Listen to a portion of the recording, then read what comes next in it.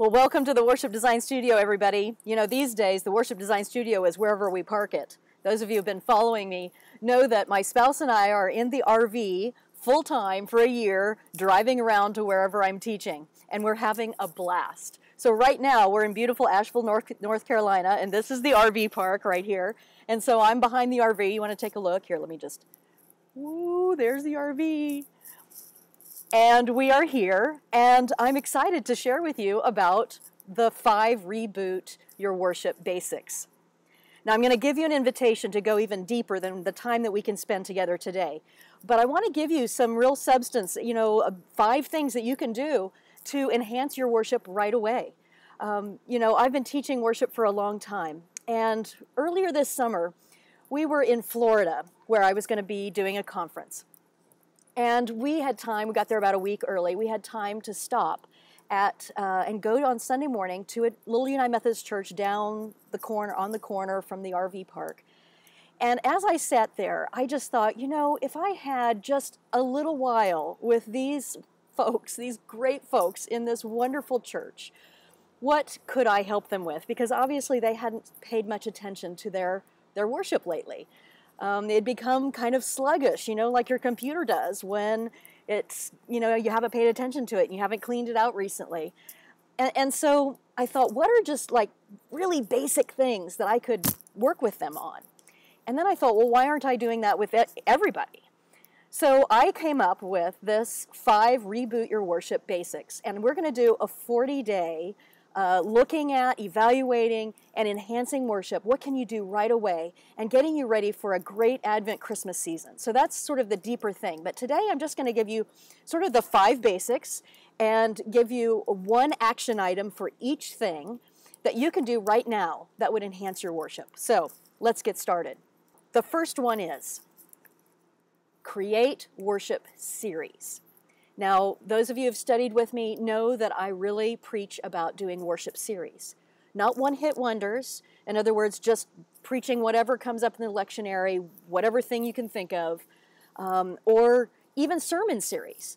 Sermon series are a great first step, but if we don't even know what the theme is until we get to the sermon, if the whole rest of the service, the whole worship is not focused toward that direction, then we don't get the benefits of what creating worship series does. So let me tell you just a little bit about what it does. It creates intentional, communal, spiritual journeys. It helps us to remember and reinforce messages over time. I mean, this is the way we do our Bible studies. This is the way we do our book reviews, our book clubs. This is the way we do our vacation Bible school. This is the way we learn. We know this. And so when we go deeper and deeper into something over time, it's going to take us on a deeper spiritual journey. Worship series are the container for the familiar and the new. And we need both of these things in our worship, both the familiar and the new. If we're doing a 6-week series and we have a song that we're going to repeat every Sunday because it's right to the theme and it's going to introduce that theme really well, and that's a new song the first week, by the time we get to the 4th, 5th, 6th week, then that's going to feel familiar to us. And so we get the benefit of expanding our congregation's repertoire. It helps the worship team also not get burned out doing creative worship. Hello. We want to do creative worship. But, if you've just got one-hit wonders, one right after the other, then you're having to create sensory-rich material for different things every week, and you cannot sustain that. I can't sustain that. And so when you're doing worship series, you get to create things, visuals, and ways of doing the prayers of the people, let's say, or certain songs that are going to repeat over the whole series. And so we can have the luxury of having really creative things, but we also get the luxury of repetition and not having to recreate the wheel every Sunday. Finally, worship series acts as an on-ramp for visitors. It's really hard for people to just wake up one day and say, oh, I think I'll start going to church this Sunday, without any sort of real motivation or invitation. And what worship series does is that we can express to people, this is the spiritual journey that we're on. We can communicate that, and then people will say, wow, that maybe has something to do with my life. Maybe I should try that out. They're starting that worship series in a couple of weeks. Maybe we should try that. Let's make plans to go. So that's a really great way of upping your evangelism quotient. Worship series will help you do that. So your action item for this, make a series trailer. You know, movie trailers, it tells you a little bit, it gets you, entices you to come. I want to show you a series trailer that a worship design studio member made recently when I highlighted the materials in the worship design studio that help you learn how to do that. And in the 40-day reboot, I'm going to teach you how to do that. So let's take a look at this. She did a great job. Great job, Lori McHugh.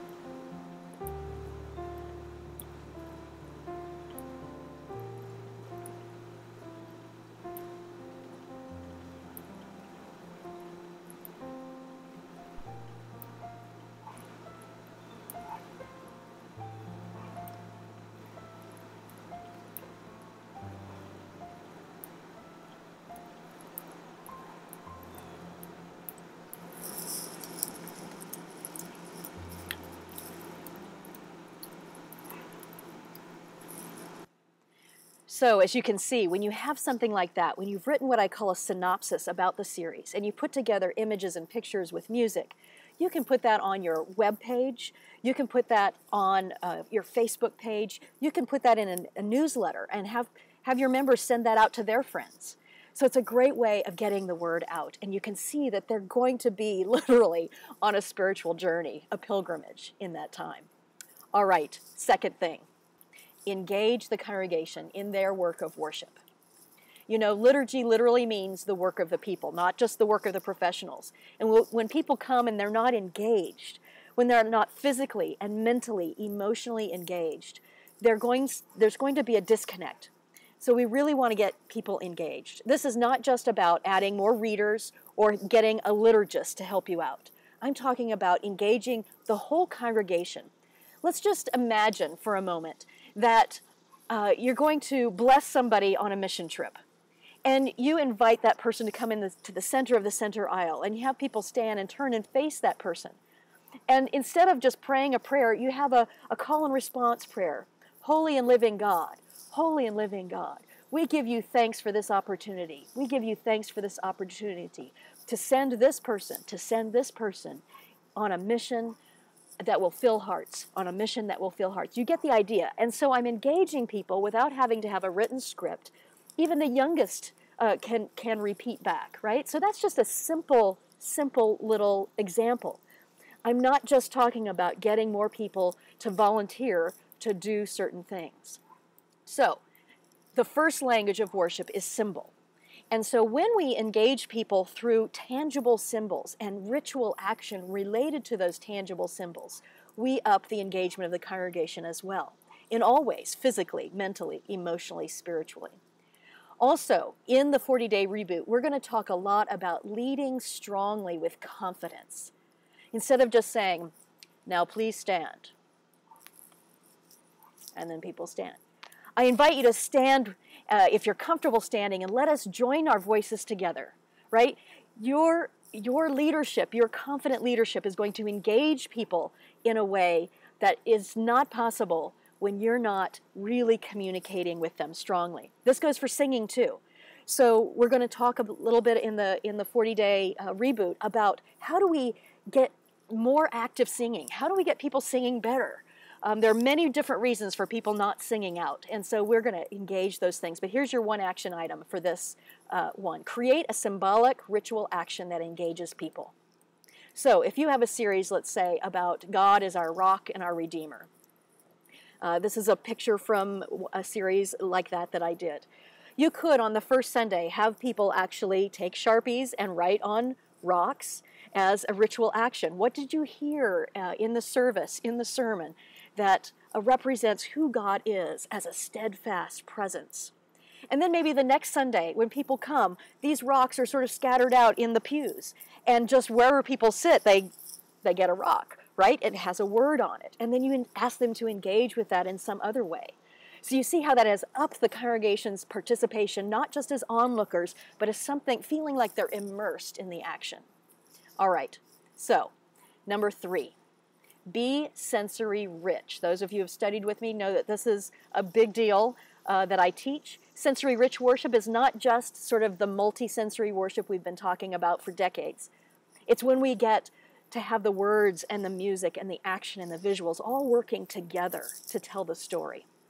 So sensory rich worship, everyone learns and communicates in different ways. Some people love words. Some people love visuals. Some people love the music. Some people are looking for the connections between things, a more logical way of thinking. Some people love that interpersonal interaction, and some people like to go inward personally. Some people really love the actions that we do. Everybody learns and communicates in different ways, and we have to pay attention to this. It's not just so that we can have more bells and whistles. It's so that we can communicate effectively. Boring is not about a particular style, because friends, I have seen boring in every style.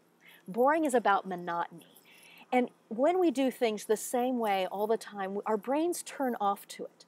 Being sensory rich means that different parts of our brain are engaged in different ways. And this is very, very important for any kind of communication, but especially when we're communicating what we hope will transform lives. You know, the word, which we usually associate with verbal words, can be expressed in many ways through color. Color and texture can give a feeling, can give an immersion into the setting. It can be expressed in many ways through dramatization, through image, through movement.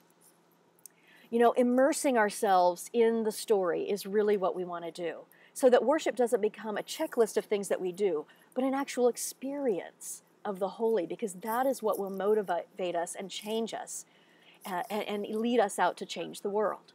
You know, people came here just Labor Day weekend, just this past weekend.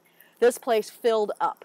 People didn't come here to learn about camping. They came to have an experience of camping, right? And so they're going to immerse themselves in it. They're going to come away into nature and have an experience because they're immersed and all of their senses are engaged, right? I'm hearing the geese right now, the rippling of the water.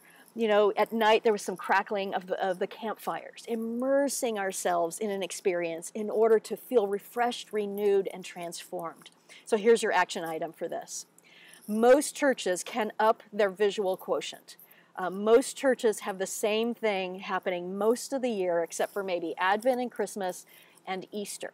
So if you're one of those churches, one of the things that you can do that will enhance your sensory rich quotient immediately is to do something visually. Now you don't want to do that on the communion table that's always had a cross in the middle, a Bible in front, and 2 candles on either side.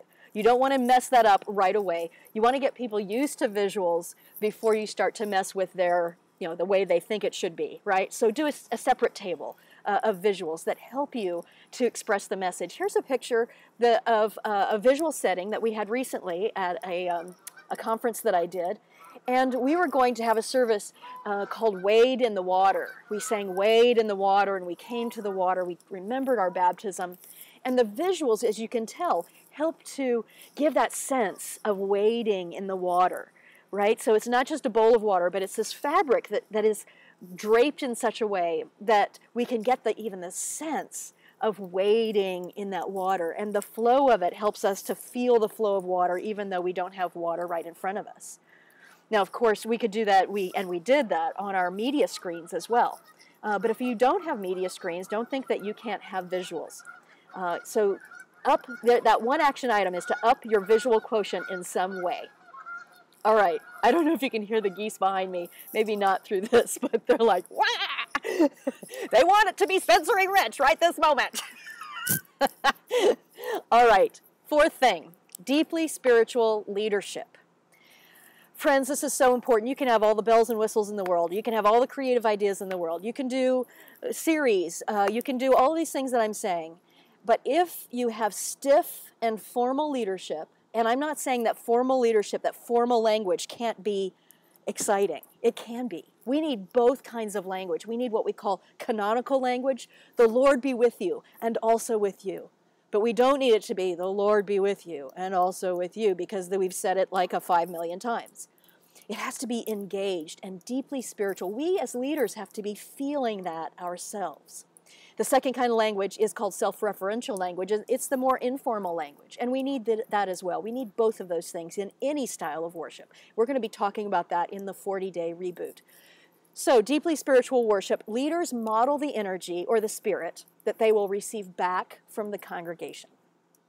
That's just the way it is. The energy, when you have an energetic leader, and by energetic, I don't mean all the time, out here all the time. I mean that the energy fits the moment, right? When you have somebody who is deeply engaged in the energy of the moment, they will really motivate that from others. You'll be immersed in it. You'll feel it. You'll feel like you want to be immersed in that moment.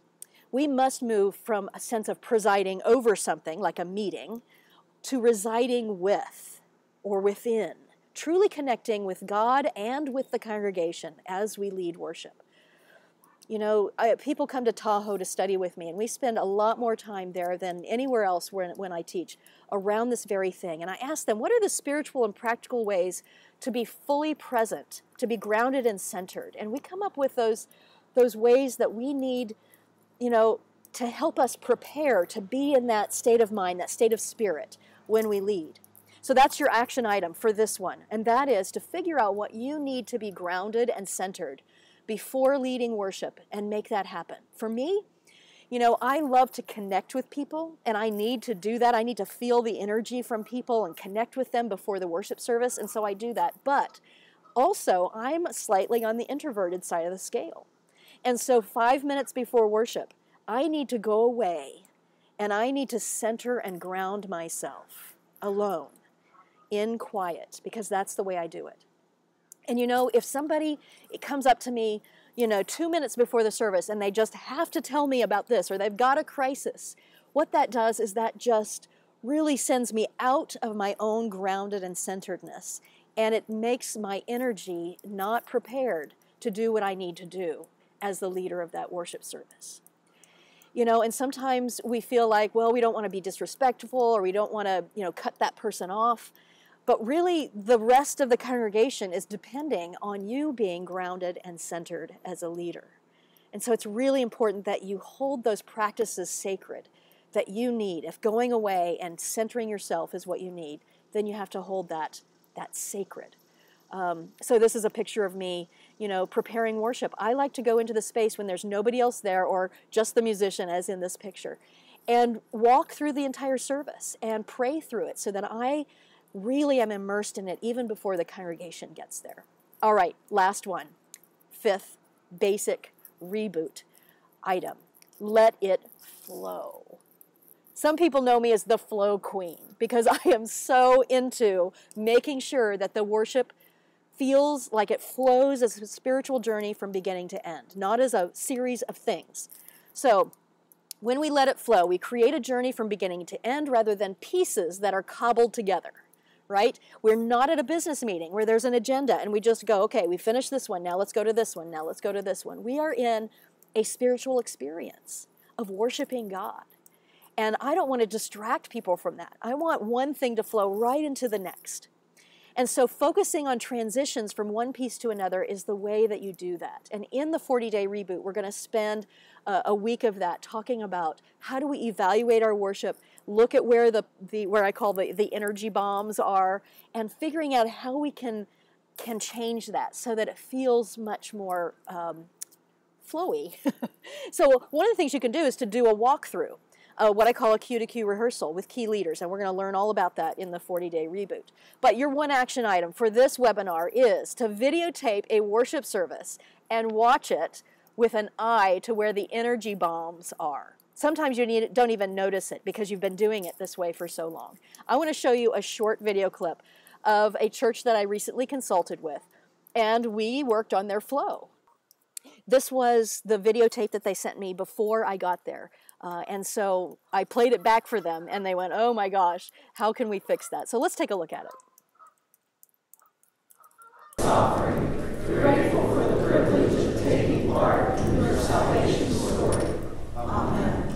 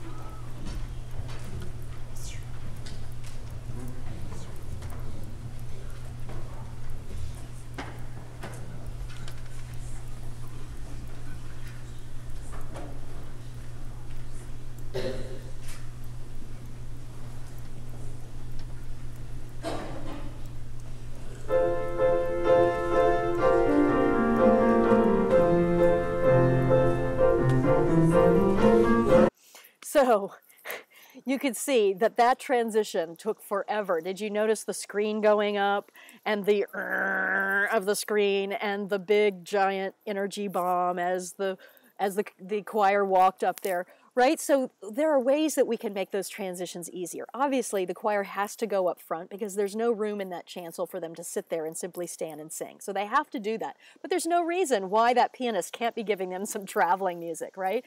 And the traveling music would actually cover over that of the screen going up. And the question was, does the screen need to go up at all? Well, they have it down except for when the choir sings because they want to see the organ pipes behind there and the cross. Well, I get that, but you know what we did? We took a picture of that organ pipes and the cross, and we projected that on that screen. So that screen didn't even have to go up, and they could still enjoy the beauty that was behind that screen. All right, friends, that is the 5 reboot basics. Create worship series, engage the congregation, be sensory rich, deeply spiritual leadership, and let it flow. I want to invite you to go deeper into each one of these. The 40-day reboot starts on September 21st, and it's 40 days of focus on the evaluation and enhancement of your worship and getting you ready for an Advent Christmas season that folks will never forget. So even if you don't do the 40-day reboot, I hope that you find some, I hope you do these 5 action items because I think they will enhance what you do. No, I don't think. I know they will enhance what you do right away. But join us. Go deeper into it. You'll get emails that have articles. They'll have videos of me teaching you, and then we'll have a live Q&A just like this every week, and so that you can ask your questions. If you're not able to come to the live Q&A when it is, you can send in your questions beforehand, and I will address them, and then you'll get a recording of that. So it's really interactive kind of learning together. So friends, that was the 5 reboot basics from the webinar. And we're going to go into some Q&A here in just a moment. But I'd like you to know that if you'd like to be part of the Reboot Your Worship, a 40-day intensive look at things you can do to enhance your worship right away, look in the link down below in the video description box and click on that to go and find more information and to register. We're going to start September 21st, so be sure you're all signed up before that date. It's free to Worship Design Studio members, folks who are active in the Worship Design Studio right now as part of your subscription. For those of you who are not part of the Worship Design Studio right now, it's $99 for the 40-day reboot. But if at any point you want to become a full-fledged member of the Worship Design Studio and get a year of coaching from me, we'll give you back the $99 plus $1. We're going to give you $100 off of the regular $250 for the year. And so that you can become a full-fledged member and get coaching for a year and get access to the many more materials there. So I'm going to continue on with the recording of the Q&A after the webinar. It's audio only, but it has a lot of, people made some great comments. You know, we had people from all over the country on this webinar, and people had great comments and questions, and so you might even learn some more things as you listen to the Q&A. I hope you enjoyed those 5 basics, and I'd love for you, if you have any comments or questions, to put those in the chat box.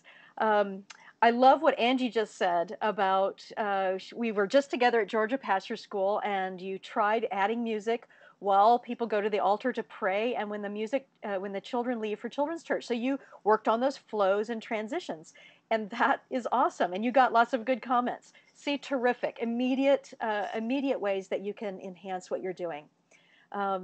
So are the live chats for the 40 days scheduled yet? So they will be on every Thursday. So let me give you a little rundown of what you'll get in the 40 days. So I'm going to be sending you an email on Sundays of these it's sort of 6 weeks minus a couple of days, 40 days. I mean, I figure if Jesus spent 40 days in the wilderness, we can spend 40 days intentionally working on our worship. And so on Sundays, I will send you an email with a link to a page for the week. And on that page is going to be me doing a little video teaching piece about that Reboot Basic. I'm going much deeper into it than I did here on this call. And there will be some articles, about 3 short articles that you can read, you can share. And let me tell you that you can have as many people as you want to from your church signed up to get these emails, so that you know, you're not having to print them off and share them. I mean, you can have, it's a great way to get people on board with these things. You let me be the encourager, you let me be the teacher, and so it doesn't even have to be your worship team that that actually is the only ones getting the emails. It could be any church members, maybe especially those who are reticent about change. And so probably around 3 articles, and then action items related to that reboot item. So evaluating your worship around that reboot item, but also another action item in planning another step towards your Advent Christmas season. So how does this apply directly to what you're planning? Then on Wednesday, we will send you another email that will be just an affirmation about that reboot item, that reboot basic that we're doing. Just a short affirmation to encourage you, and also then a reminder and the login information for the Q&A that we'll do on Thursdays. Every week of the 40 days, we'll have Thursdays. And that's at 10 a.m. Pacific, 11 Mountain, noon Central, and 1 p.m. Eastern Time. And again, if you can't be on that, if that doesn't work in your schedule, you're always going to have a link on the page for that week to send me questions, so that I will address those questions in that Q&A, and then I'm going to be sending everybody the video of the Q&A, so that, you know, if you sent me questions, I will have addressed them in that, even if you couldn't be on live. And then Friday, we'll send you a summary of that week's reboot item, and a recording of the Q&A, and a little peek at what's coming up next week. So on Sunday, Wednesday, Thursday, Friday, you get emails, but it doesn't mean you have to do them on those days. It just means that that's the sort of schedule. I'd love for you to discipline yourself to sort of, you know, really keep up with it. I know everybody's lives are kind of crazy some weeks and less crazy other weeks, so you'll have to pace yourself. But just for 40 days, have a little bit more intention around looking at what could improve your worship immediately. You will get, as part of the reboot, I'm going to give you access to 3 full worship series from the Worship Design Studio, one that's non-lectionary, one that's revised common lectionary, and one that's narrative lectionary for Advent Christmas. And you could choose to utilize those if you wanted to, or really they're meant to simply model for you some of the things I want you to be doing, which is, you know, writing a series synopsis and maybe creating a series trailer like you saw on this webinar. So you can use those or not, but there'll be 3 of them. And if you decide that you want to become a member of the Worship Design Studio and get that $99 back, then you'll have actually 45 different series to choose from. Of course, not all for Advent Christmas, but for the whole year. So, suggestions for using the newer extended Advent. Nancy, what a great question! And I'll tell you right now that Taylor Burton Edwards is on this webinar, and he is really the one to answer that question for sure. I believe that Taylor is doing or has done an Advent Christmas webinar himself, and so I would really defer you to him and to his website, the GBOD, General Board of Discipleship website. If you're not United Methodist, just go on to that website, and you'll find lots of things about the extended Advent. I'm not going to be looking specifically at the extended Advent as part of the reboot, but I think there's a lot of merit there and some interesting things about that. So please do check that out with Taylor at the GBOD, General Board of Discipleship of the United Methodist Church website. So yeah, I hope these 5 things are things that you are discussing, or maybe it rang a bell, maybe it sort of resonated with you as something that you'd like to be talking with your folks about. And I'll go back to the story that I told at the beginning, and that is that when I went to this little church, just dropped in, I just great people, great intention. People obviously love their church, and yet all 5 of these things, we could have sat down and talked about these things, and it would have made exactly what they did that day even better and more deeply spiritual. The preaching was not bad, the music was not bad, but I tell you what, it was choppy and chunky and not flowy, and the person who did the announcements, kept getting the information wrong and kept having to, they just weren't prepared. They didn't take time to prepare. And so, I really just thought, wow, I just want to get to some very, very basics for folks. So here's another question. Do you need a symbolic action every worship of the series? I don't think you do, no. And some Sundays may be more, a symbolic action may be more relevant than others. But I do think there is, in a series, you can have what's called a thread item. And that symbolic action is the same for each one of the Sundays.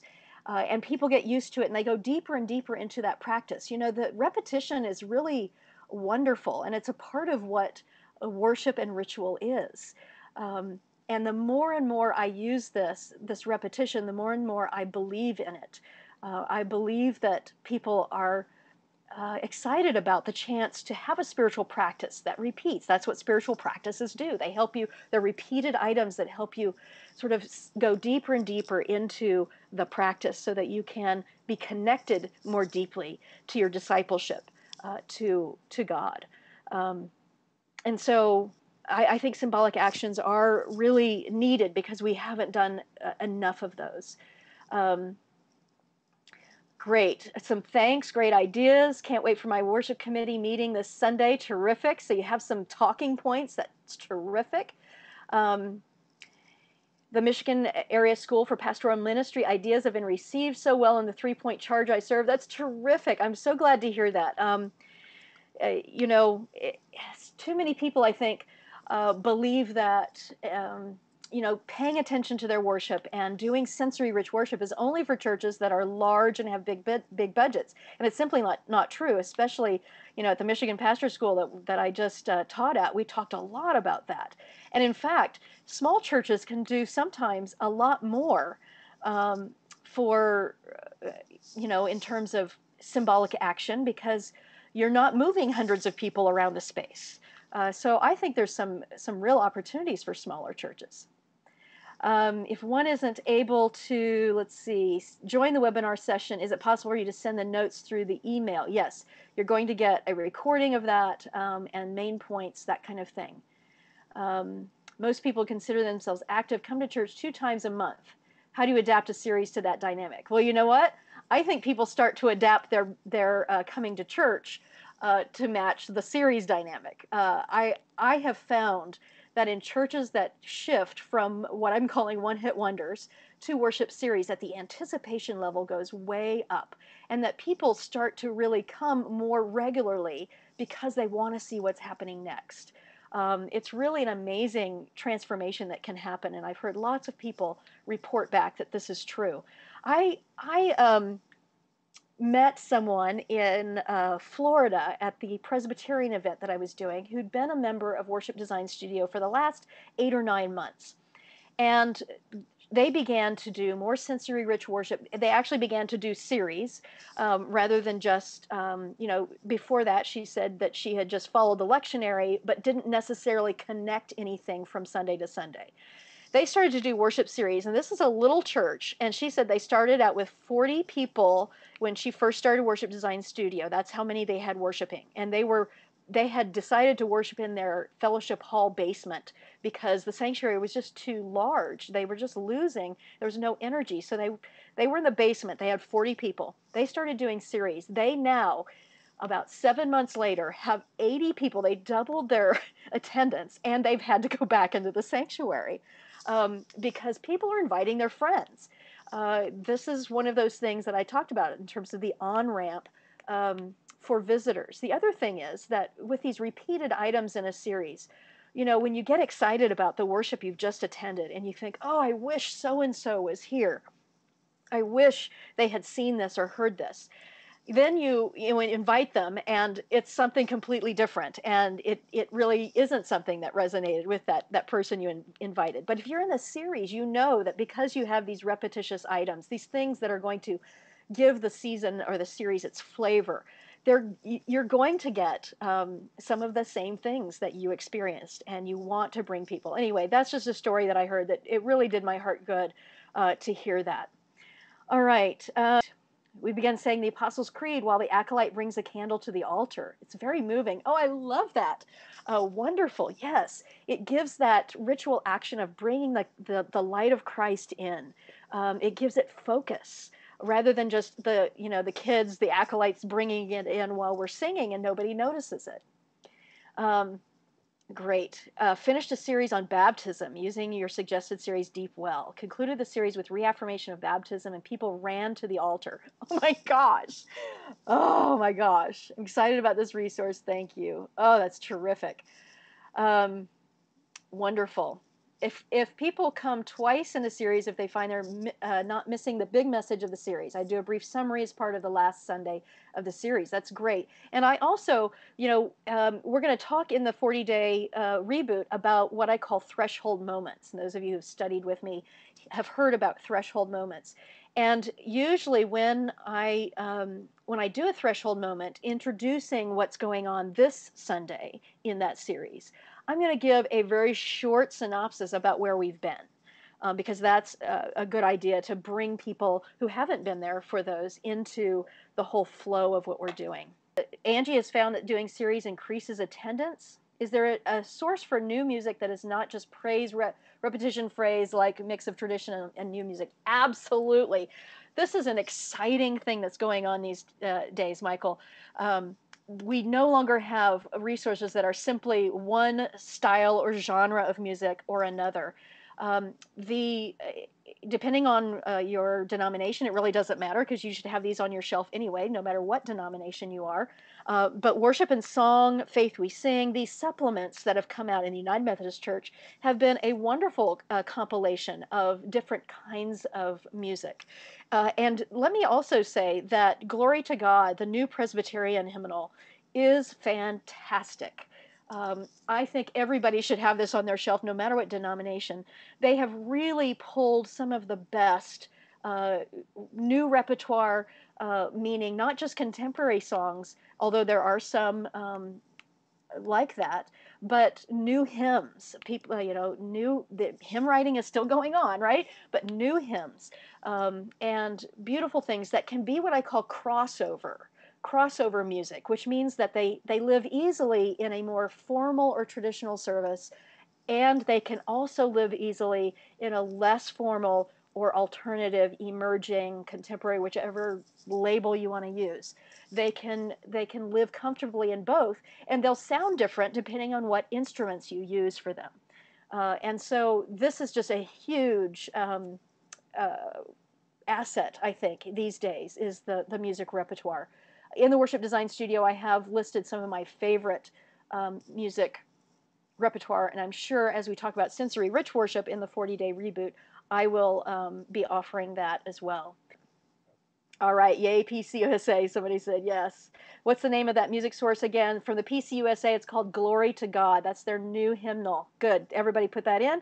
Worship and Song, Faith We Sing, both from, yeah, you can get that at Cokesbury. You know, the Community of Christ denomination just came out with a new hymnal as well. I was keynoting at the Hymn Society, and they gave me one of their new hymnals, and we got to read through some of it. And again, a wonderful resource. UCC Sing, Prayer, and Praise, exactly. Good new music as well.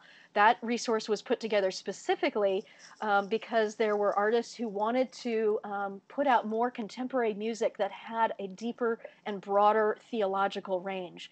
And so that really is how Sing, Prayer, and Praise got put together. And in the Worship Design Studio, we use that as some of our suggestions a lot as well. Okay. Offering any CEUs for pastors attending these workshops? Absolutely. You know, I have a PhD in liturgical studies, and I follow the guidelines for continuing education units very closely about how many contact hours, that kind of thing. And so, you know, I haven't talked about getting CEUs for Reboot Your Worship, but we could certainly, if you're interested in that, you could email me, and we just have to have some accountability in place. That's all. So that I know that you're doing the work, that you're engaging, and that I can attest to your contact hours. So email me if you're interested in that. Okay, lots of good ideas, great encouragement. You know what? That's what I'm here for. I want to be somebody who really excites you about your job of doing worship, because my friend, Sunday comes around every week. Relentlessly. So there you have it. Now, let me show you real quick. You're going to get a link in the recording, in the follow-up email, to go and sign up for Reboot Your Worship, whether you're a Worship Design Studio member already or not. But let me share my screen. We'll see. Hopefully I won't get booted off here. I'm going to share my screen and show you how you can get to it through marciamcfee.com. So cross your fingers. Hopefully you can see my screen now. To marciamcfee.com. I have two main websites. One is worshipdesignstudio.com. That is the entrance into the Worship Design Studio itself. But then I also have marciamcfee.com, and that's where you can come and find out my calendar, where I'm going to be, and that's where you sign up for my retreats and that kind of thing. But there's also a store over here. And so when I click on store, it's going to bring up live events, online training, consultations, and subscriptions. So for Reboot, you want to click on online training, because this is virtual training. And here's Reboot Your Worship right here. You're going to click on that icon. And this is where you can add to your cart. This is where you can pay for that. But what I want you to do in order to sign up for it is actually, there's a link down here. It says product description. It says for more information and to register. Click here. This is going to get you to the same place, the same link that I'm going to send you in the follow-up email. Right, so this is where you can find out more about the whole Reboot experience. I cover the 5 Reboot basics again. I have a little video message here that's different than the one you'll find on YouTube. I'll probably put the link to the YouTube video up after I've done that on this page. But here's where you'll sign up. Now you'll see down here, after you put in your first, your last name, and your email, it says, I'm an active Worship Design Studio member, sign me up.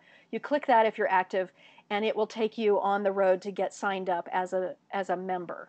Now just know that we have it in place that it's going to recognize your email as a Worship Design Studio member. So if it doesn't recognize you, it means you've hit the wrong button. But if you're not an active Worship Design Studio member, you're going to click the second one, and it's going to take you to that through the process of paying the $99 for that 40-day experience. We're about at the end of our time. I want to thank you so much for being on. Please email me if you have any questions at all, and I look forward to seeing you in the Worship Design Studio or in Reboot Your Worship. Thanks so much.